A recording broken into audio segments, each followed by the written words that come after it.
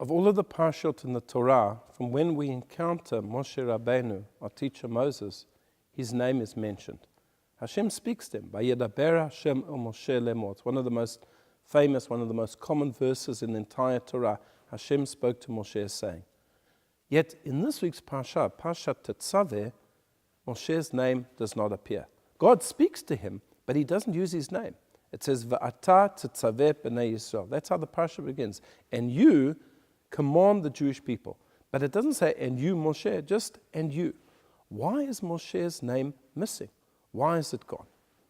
And if we look in Parshat Ki Tisa, where the Torah describes the making of the golden calf and the aftermath of the golden calf, where Hashem said to Moshe, you know what, I'm going to wipe out this people. They've betrayed me. I'm going to start all over again with you. And Moshe steps up and he says, if that's the case, Macheni na mesifrecha asher katafta. God, wipe me out of the book that you've written. If they're going to go down, I'm going to go down with them. Don't mention my name in the entire Torah. You know, this is an incredible aspect of Moshe, that he's prepared to give himself for the Jewish people. He could have agreed to Hashem. He could have said, okay, we'll start again. I will be the father of the Jewish people. But he wasn't prepared to do that. Even though they had given him so much trouble and so much difficulty throughout his period as the leader, he was prepared to say, if they're not going to be my nation, I'm not going to go forward. And at this point, Moshe says, I want you to wipe me out of the book. Now, of course, Hashem didn't do that. But he did ask for that. This was something that Moshe put forward. He put on the table. And therefore, God removed his name from one parsha. From one parsha.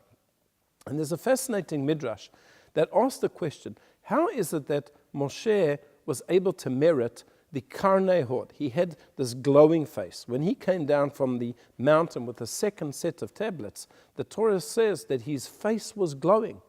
It was glowing so much he had to put a mask over it so that the people wouldn't see it. They were so frightened of this glowing face. Where did this glowing face come from? And the midrash says a very strange thing, that a little bit of ink was left in the quill that Moshe used to write the Sefer Torah, and that ink was placed on his forehead, and his skin was able to glow. What is the meaning of that? What does it mean there was a little bit of ink left in the pen? But this is the interpretation.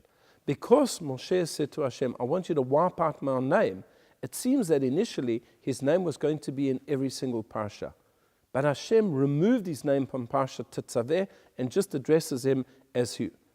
So therefore you have some ink left in the pen. How much ink? Enough to spell the name Moshe.